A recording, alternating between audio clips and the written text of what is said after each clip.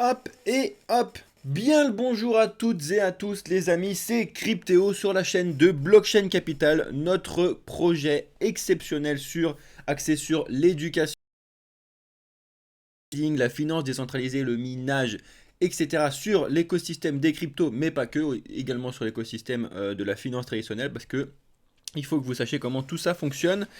Bref, et aujourd'hui, on se retrouve comme d'habitude tous les matins à 9h30 pour faire la matinale sur les news. J'enchaîne du coup la matinale trading qui a lieu avec Alex à 8h30. N'oubliez pas, si jamais vous êtes intéressé parce qu'on vous propose que vous soyez en direct sur TikTok, que vous soyez en direct sur notre Twitch, ou que vous soyez en train de regarder la rediffusion sur YouTube, n'hésitez vraiment pas à venir rejoindre surtout notre Discord, tout se passe dessus, on vous envoie toutes les informations des différents lives, etc. Et on vous fera choisir aussi quels sont les sujets des lives que vous voulez qu'on aborde. En tout cas, pour vous faire un petit point, juste 2 secondes, je vous mets le calendrier pour ceux qui sont sur Twitch, vous inquiétez pas, ceux qui sont sur TikTok, je vais vous montrer tout ça. Bonjour à tous ceux qui arrivent. Je fais un petit rappel comme ça à chaque fois que je lance le live. Tous les matins de 8h30 à 9h30, ça dépend du temps et des choses qu'il y a à dire. Vous retrouvez la matinale trading avec Alex, donc qui vous fait un petit peu le point sur les marchés, de ce qui se passe, etc. Ensuite, vous me retrouvez du coup entre 9h30 et 10h30 pour faire un point sur les news. Et je rappellerai 2-3 trucs que Alex a dit, évidemment, parce qu'il y a certains trucs à dire sur les news sur le marché, hein, mais évidemment. Ensuite, vous nous retrouvez à chaque fois, souvent les après-midi, pour faire des lives accès trading, news, informations, ce qu'on peut vous trouver, éducation, etc. Vous avez toutes les informations dans le Discord, les amis. Donc venez voir ce qui se passe sur le Discord. Vous avez tous mes liens, ceux qui sont sur TikTok. Vous pouvez cliquer sur ma tête là. Vous avez le lien vers le Linktree. Donc là, vous êtes sur ma chaîne, donc la chaîne de Cryptéo, mais vous avez tout ce qu'il vous faut pour pouvoir rejoindre le projet de Blockchain Capital. Et enfin, tous les soirs, de 6 à 7, vous me retrouvez personnellement pour faire une partie éducation générale sur la crypto et sur la finance. C'est très très important. Et on est en train de s'organiser pour vous proposer des lives continus tous les soirs la semaine prochaine avec nos différents experts chez nous, que ce soit trading, finance décentralisée, minage, etc., etc. Let's go, on part. Je compte sur vous les modos Deadpool, etc. pour si jamais il y a des questions pour expliquer à tout le monde. Oui, voilà, je vais vous le dire maintenant. Le but du jeu, c'est d'essayer de faire un point récap sur les news pendant une vingtaine de minutes, comme ça au moins après, c'est ce que je mettrai en rediff sur YouTube. Et puis après, je continue à répondre à vos questions si vous en avez sur les différents lives, que ce soit sur Twitch ou sur TikTok. Voilà, Deadpool, je te laisserai expliquer ça aux gens pendant que j'explique les news, si jamais il y a des gens qui arrivent et qui sont un petit peu largués sur le truc. N'hésitez pas à partager le live, les amis, hein, pour qu'il y ait plus de personnes qui puissent bénéficier de toutes ces informations. Hop là.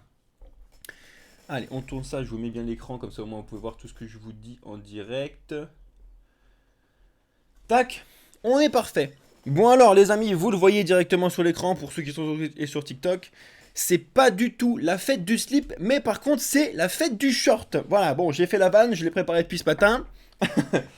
Mais en gros, pour vous signaler que là, vous le voyez, les marchés sont dans le rouge, hein, sont bien dans le rouge, très bien dans le rouge même. Hein, vous voyez un Bitcoin qui est passé en dessous des 20 000 $.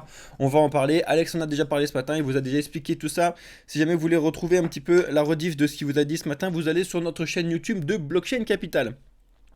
Non, là, c'était juste pour vous montrer la petite map de Coin 360 qui est vraiment complètement dans le rouge. Hein, les trucs qui sont dans le vert, c'est des stablecoins, donc on s'en fout.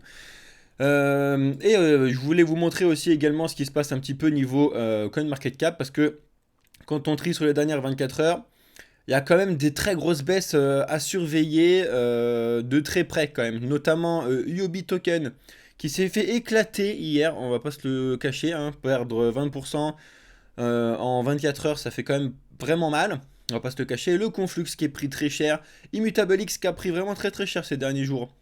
Donc ça c'est à surveiller, Synthetix, le Dash, le Tron, Agix, personnellement je trade sur l'Agix en ce moment, en short, donc moi ça va très bien, mais bon c'est quand même pas bon signe sur Agix qui est pour rappel un des projets d'intelligence artificielle qui avait complètement explosé tout le marché en février, l'Icon, etc. Il y a eu quand même pas mal de sang sur les marchés. Donc voilà, le Bitcoin est passé en dessous des 21 000 et même en dessous des 20 000 $. Est-ce qu'il va y rester? Est-ce qu'il va pas y rester? N'oubliez pas qu'on n'a pas de boule de cristal. Le but du jeu, c'est pas ça, c'est de vous informer, de vous donner des paliers importants. et on pourra discuter de tout ça ensemble. Moi, je suis pas trader professionnel, je trade pour moi, mon perso, mais par contre, on a des traders professionnels dans l'équipe, que ce soit Alex ou Sandro. Vous pourrez suivre ces lives et surtout rester bien connectés parce que dès la semaine prochaine, Sandro, qui est expert trader sur du Forex, va pouvoir vous faire des lives en direct. Ça va être juste incroyable. Merci CryptoPool pour les questions. Dis-lui de rester juste à les 20 minutes là de présentation des informations et je prendrai ces questions juste après. Ou note-toi là, comme ça moi je la répondrai. Si tu trouves qu'elle est intéressante, je répondrai directement après. Voilà, on va essayer de passer quand même voilà, vraiment faire 15-20 minutes sur les news et puis après je prendrai vos questions. Donc on a bien évidemment le Bitcoin qui perd beaucoup enfin qui retrace pas mal en ce moment. Et c'est assez drôle, c'est que du coup il y avait le XRP, cette news XRP qui continue de grimper alors que le reste du marché est en baisse. Alors ça c'est une news qui est tombée hier matin, hier soir à 19h. Et ça me fait assez marrer parce que je me suis dit, vu ce qui s'est passé cette nuit et le sang qui a coulé cette nuit par rapport aux informations qui sont tombées hier soir, je me suis dit c'est pas possible que le XRP soit en forme. Du coup je suis allé regarder. Effectivement, le XRP n'est pas en forme, hein. On va pas se le cacher. Effectivement, ce qu'il disait sur le truc, c'est qu'il était monté, voilà, sur ces derniers jours, il était bien monté là où le marché avait stagné. Il a complètement retracé tout ce qui vient de monter. Donc, il faut faire aussi attention aux news que vous voyez, les amis, hein. N'hésitez pas là-dessus à regarder ce qui fait, ce qui se tombe, etc. Parce que ce que je veux dire par là, c'est pas parce qu'il y a une news qui dit un truc que c'est forcément vrai, c'est forcément un truc, il faut faire ses propres recherches derrière, c'est super important. Salut Lucas. Cette nuit c'était compliqué, heureusement j'ai pas pris de pause sur les cryptos. T'as raison, t'as raison. Reste bien connecté Lucas, merci à toi en tout cas d'être sur Twitch, ça fait plaisir d'avoir de plus en plus de personnes sur Twitch. N'hésitez pas à venir follow notre chaîne sur Twitch parce que vous allez avoir tout le contenu que vous voulez sur Twitch et le but du jeu c'est qu'on vous remplisse le calendrier sur Twitch, comme ça vous pouvez cliquer et voir les différents lives qu'on vous propose pour savoir si vous êtes intéressé plus par celui-là, celui-là, celui-là, etc. Donc vraiment venez rejoindre Twitch pour ceux qui sont sur TikTok ou quoi. Notre Twitch, Blockchain Capital, on est en direct énormément de fois dans la journée. Bref, donc voilà, tout ça pour vous dire que le XRP, effectivement, il y avait des bonnes news concernant potentiellement le gain de son procès avec la SEC, donc ça a fait un petit peu monter le token. Mais bon, cette nuit, trop de sang, ça revient, on est revenu exactement au même endroit. Là, je pense qu'il y a des traders qui se sont un petit peu amusés sur le coup. Bref, on continue avec le géant AXA qui rejoint les PSAN. Et vous avez un article sur Cryptos qui se pose la question de quel sera l'impact pour l'écosystème crypto. Il faut faire très attention et noter ça, c'est que bien évidemment AXA et plein d'autres ont passé l'enregistrement PSAN, ok, ça c'est une chose, c'est facile, entre guillemets, je dis bien entre guillemets, parce qu'ils ont quand même rendu le truc un petit peu plus compliqué, l'enregistrement PSAN, par contre l'agrément PSAN, actuellement personne ne l'a. Personne ne l'a. L'AMF elle a mis un agrément qui est 10 fois trop haut. On verra comment ça se passe. Et pourquoi je vous dis ça? Parce que justement, c'est ce qu'ils disent dans la news AXA, c'est que pour pouvoir être agréé PSAN, il faut avoir une certaine... Alors attendez, je reprends. Je reprends l'endroit où c'est écrit. Voilà, il faut avoir une assurance de responsabilité civile professionnelle, RC Pro. Et comme justement AXA... elle est dans les assurances, c'est énorme AXA, hein. Vous le voyez en France, mais c'est international, c'est incroyable. Et comme eux, ils sont déjà dans le domaine de l'assurance, ça c'est quelque chose de très compliqué d'avoir pour être agrémenté PSAN. Est-ce que potentiellement AXA serait l'un des premiers à avoir l'agrément PSAN? À suivre, mais en tout cas à surveiller de très près. Mais en tout cas, c'est assez intéressant de voir que quelqu'un un actif de la finance traditionnelle s'intéresse vraiment aux cryptoactifs et à ce que ça peut proposer. Donc ça peut vraiment être très intéressant. Salut Gecko Falcon, reste bien sur le Twitch. Je finis les news et après je prends tes questions. On va pouvoir discuter de ça si tu veux, pas de souci. Reste bien juste là. On a 15-20 minutes, même pas. Je pense qu'on a déjà bien avancé sur les news et puis après je prendrai bien évidemment vos questions. Vous faites plaisir d'arriver sur Twitch, les amis. Merci à toutes et à tous. Bref, donc, tout ça pour arriver, voilà, sur AXA, c'est un gros projet, vous le connaissez, c'est un très très gros, qui s'intéresse sur les cryptoactifs, c'est super intéressant, vraiment, voir et à surveiller derrière ce que ça peut être comme impact pour les crypto-monnaies, les cryptoactifs, pardon. Ensuite, on a l'ancien PDG de BitMEX qui propose un stablecoin dollar basé sur le Bitcoin. Alors ça, c'est assez intéressant parce que là, c'est assez intéressant parce que je savais même pas, enfin pour moi, enfin c'est pas que je savais pas, c'est que ça devient logique en fait à force de se dire bah tiens il faut quand même adosser un stablecoin sur le Bitcoin à un moment. Donc bref, vous savez tout ce qui se passe côté stablecoin actuellement. Quasi tous les stablecoins se font éclater aux États-Unis par la SEC. Ça devient compliqué. Et du coup, bah, celui-là, il essaie de proposer un stablecoin qui s'appellera le Satoshi Nakamoto dollar, donc le Naka dollar, donc ou le NUSD, qui vaudra bien évidemment 1 dollar, mais par contre qui sera backé en Bitcoin. Alors, va falloir voir comment ça fonctionne, parce que vous savez un petit peu ce qui s'est passé avec l'UST de Luna à l'époque. Les stablecoins, il y a quand même plusieurs façons de les gérer, la façon algorithmique, la façon directe, etc. Donc à savoir comment ça va se passer, qu'est-ce qui va être derrière, comment ça va être mis en place, c'est surtout ça qu'il faut surveiller. En tout cas, c'est pas tout de suite, c'est pas après-demain quand vous allez voir du NUSD, Bitcoin, USD, dollar, que vous allez pouvoir le trader en x10, x50, etc. C'est pas tout de suite, mais c'est très intéressant d'avoir au moins un stablecoin basé sur du Bitcoin, à voir comment il est mis en place, donc c'est à surveiller. On continue, l'Union européenne qui imagine un scénario dystopique pour 2030 où tout est tokenisé. Alors, comme ça a l'air super sexy de se dire, ça y est, enfin, l'Europe, elle se dit, voilà, on va tout tokeniser d'ici 2030, c'est génial. Sauf que n'oubliez pas que l'Union européenne, elle veut tokeniser pour elle, pour la réglementation, elle veut tokeniser les monnaies numériques de banque centrale, elle veut tokeniser tout ça, surtout pour nous surveiller. Donc, oui, ce sera intéressant de tout tokeniser, par contre, il faut bien le faire. Il ne faut pas tokeniser tout sur les MNBC, etc. Parce que là, c'est surveiller, surveiller, surveiller. Il faut que ce soit quand même quelque chose de décentralisé qui prenne la main. On verra comment ça va se passer. En tout cas, c'est très très important à surveiller. Mais bon, voilà, ils disent que c'est l'enjeu de demain, que l'industrie 4.0, ils appellent. Alors ça, c'est vraiment ça, c'est la mode, hein. On fout des 2.0, 3.0, 4.0, tout le monde s'éclate. Axé sur la tokenisation. Donc si vous connaissez pas un petit peu la tokenisation, pardon, venez rejoindre le Discord et venez poser la question. On en discutera directement ensemble. J'ai bien vu vos messages, hein, Lucas et Gecko. Je vous oublie pas, restez bien connectés. J'ai bientôt fini. Enfin, on avance sur les news et puis après, je répondrai à vos questions. Comme ça, c'est surtout pour ceux qui regardent la rediffusion sur YouTube et qui sont intéressés juste par les news. On enchaîne avec la faillite de FTX qui a rendu riche beaucoup d'avocats, c'est assez drôle. Donc comme d'habitude, FTX, on continue de balancer des news FTX dans le lot, mais c'est quand même assez drôle de se dire que FTX, ça a coûté de l'argent à tout le monde, et en plus de ça, ça a continué à coûter de l'argent parce qu'il fallait, enfin de cet argent qu'ils avaient, parce qu'il fallait payer les honoraires des avocats juste sur le mois de janvier, donc sur un seul mois, le mois de janvier, des avocats, et donc plein de cabinets d'avocats se sont mis 38 millions de dollars dans les poches, hein, quand même, donc ça commence à faire pas mal d'heures de travail là-dessus, pour finalement le résultat d'FTX derrière, voilà, merci, bonsoir. C'est juste, voilà, c'est juste une petite news rapide pour vous dire que FTX, on en parle toujours, on en parle encore et toujours avec pas mal de news là-dessus. J'ai trouvé ça assez drôle, donc je vous l'ai mis là aujourd'hui.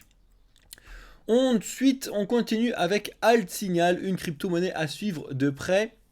Altsignal, pour ceux qui sont complètement perdus, vous pouvez aller sur altsignal.io et en gros, Altsignal, c'est donc comme son nom l'indique, c'est un algorithme basé sur l'intelligence artificielle et qui est avec des fans de 50 000 traders experts qui va balancer du coup des signaux de trading, que ce soit à l'achat, à la vente, etc., sur le Forex, le Bitcoin, les marchés, etc. Bref, si vous êtes intéressé, vraiment faites vos recherches sur ce qu'il y a sur signals.io. N'hésitez pas à regarder comment ça se présente, etc. Pas de conseil d'investissement ici, surtout pas, faites vraiment très très attention, surtout qu'il y a des rendements un peu incroyables sur certains trucs. Et moi je fais vraiment attention quand je vois des rendements incroyables. Donc voilà, sur 3 mois, quand tu as du 100% de win rate, je fais attention.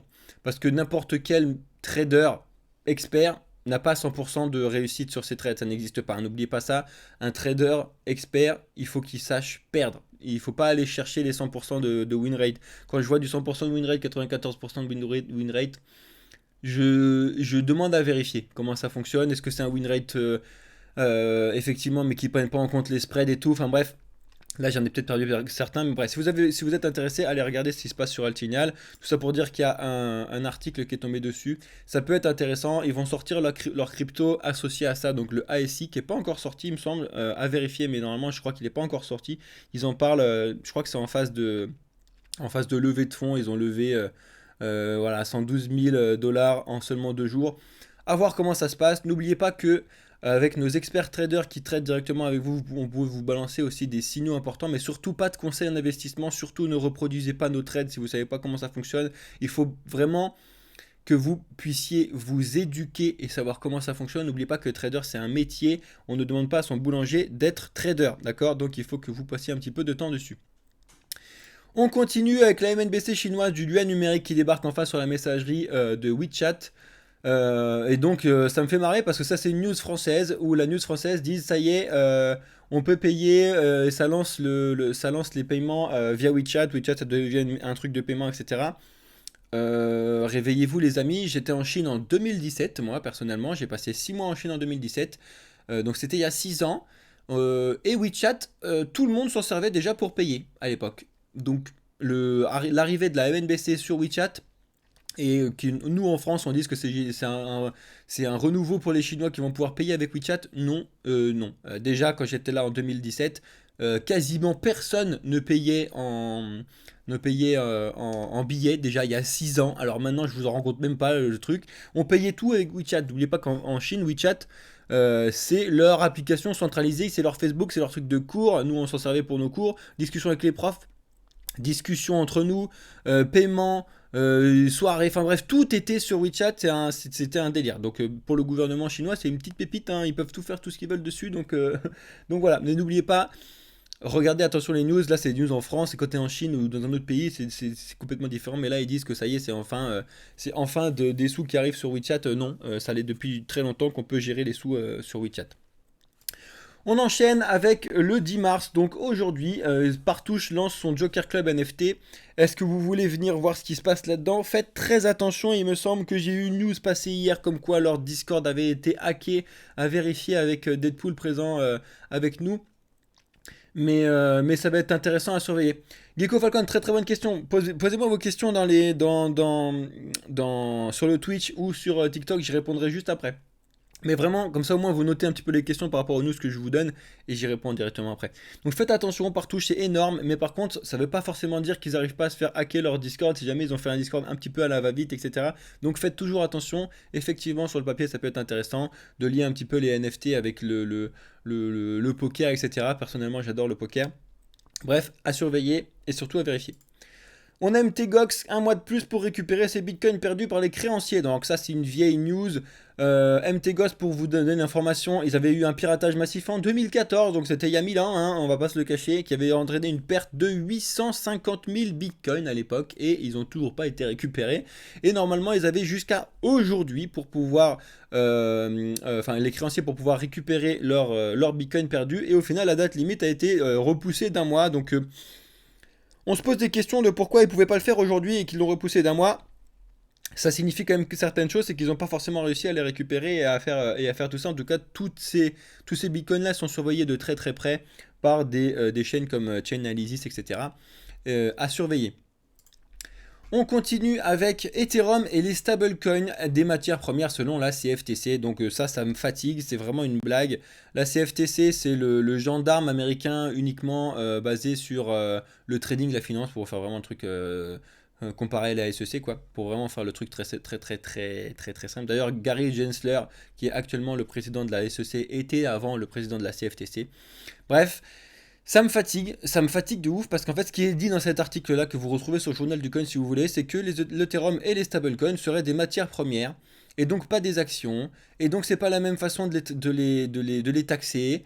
Et moi ce que je vous dis c'est qu'il faut vraiment arrêter, mais arrêter tout de suite, de mettre les crypto-monnaies ou les crypto-actifs dans des cases associées à ce qui se passait avant dans le monde de la finance traditionnelle. Il faut arrêter ça, il faut arrêter, à un moment il va falloir qu'ils comprennent que les crypto-actifs, ça n'a rien à voir avec ce qui se passait avant dans le monde de la finance traditionnelle. Donc, il faut arrêter de le mettre dans une matière première, une action, je sais pas quoi. Une crypto-actif, c'est un crypto-actif. C'est créer un nouveau truc à côté à part si vous voulez. Mais arrêtez de le foutre dans des cases de la finance traditionnelle parce que ça n'est pas justement de la finance traditionnelle, que ce soit des crypto-monnaies ou des crypto-actifs. Donc il faut vraiment arrêter, il faut continuer un petit peu à se battre là-dessus.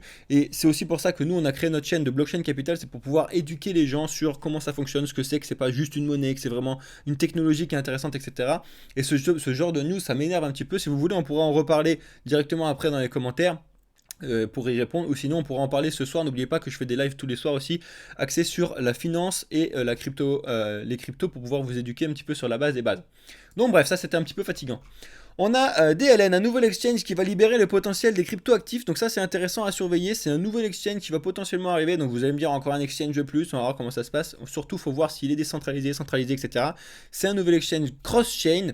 Donc qui va essayer de proposer quelque chose d'assez intéressant. Si jamais vous voulez suivre un petit peu ce qui se passe sur ce qu'ils veulent faire, etc., vous pouvez aller sur leur Twitter. Du coup, c'est DLN Trade.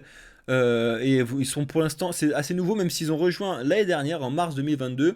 Je pense que leurs news, elles sont quand même assez récentes sur le sujet. 28 000 followers, c'est pas énorme hein, pour un projet comme ça. À suivre, et si jamais ça vous intéresse, vous pouvez aller voir ce qui se passe sur dln.trade. Vraiment, faites vos propres recherches, n'écoutez pas tout ce que je vous dis sur le premier truc, et allez faire vos propres recherches et regardez ce qui se passe. Eux, ce qu'ils disent, c'est qu'en gros, vous pouvez trader directement avec ton wallet, donc tu peux connecter ton wallet et tu vas trader directement avec ton wallet, donc ça peut être plus simple que de le mettre sur une plateforme centralisée. À voir comment ils vont faire ça. En tout cas, je vais le surveiller de très près pour voir ce que c'est. Voilà, ensuite on a Petal qui lance Vortex, un point entre la finance traditionnelle et la tokenisation d'actifs. Alors je sais pas trop quoi faire de cette news, parce qu'effectivement ils sont en train de lancer ce projet, voilà, qui est conçu pour une nouvelle génération d'investisseurs. Tu as d'un côté la finance traditionnelle avec les CBDC, donc les MNBC en français, les structures, les banques, les banques d'investissement, les assurances, les systèmes de paiement, les asset managers, etc. d'un côté, et de l'autre côté, les stablecoins, les tokens, les wallets, les exchanges décentralisés, le lending, les cryptos, etc. Tout ça réuni sur une même plateforme. Je demande vraiment à voir ce qui va se passer dessus. La fusion de la finance traditionnelle et de la tokenisation. Je vais vraiment surveiller ça de très près. Comment ça se fonctionne. Donc Vortex et du coup le projet de Petal, c'est une blockchain vraiment EVM, donc compatible sur Ethereum, et le testnet vient tout juste d'être lancé. Donc c'est vraiment au tout début. Je me permets de vous dire que cette news peut être assez intéressante à surveiller à l'avenir. En tout cas, je me le mets de côté pour voir ce qui va se passer dans le futur. On finit avec ces deux dernières news. KuCoin qui, bon c'est en anglais mais je vous le traduis, qui fait face à une attaque de la SEC. Comme d'habitude, la SEC est en train d'attaquer beaucoup d'exchanges, beaucoup de stablecoins, vous l'avez vu. Par rapport à ce que je vous ai dit tout à l'heure, si c'est des matières premières, des actions, des trucs, enfin bref, c'est des bêtises. Et KuCoin se fait attaquer, donc forcément son token en a pris un petit peu plus cher que les autres. Donc à surveiller si vous êtes intéressé là-dessus. Et enfin, on finit avec Hedera, donc la blockchain qui est adorée par certains avec le H-bar, qui fonctionne d'ailleurs sur un autre système que la blockchain, hein, c'est le Hgraph Consensus qui fonctionne derrière. Donc c'est pas le système blockchain, c'est le système Hgraph Consensus. Bref, si vous êtes intéressé, on pourra en parler ensemble. Et ils ont eu un certain nombre de problèmes hier. Sur leur bridge Hashport qui a eu une pause parce qu'il y a eu des soucis. On a eu quoi? Ah oui, on a eu Saucer Swap Labs, donc la finance décentralisée du projet Hedera, qui a été un petit peu qui a vu son réseau internet, son réseau bloqué sur certains temps. Vraiment à surveiller ce qui se passe. Le H-Bar, c'est quand même un très très gros projet, un peu concurrent du Rose, un peu concurrent du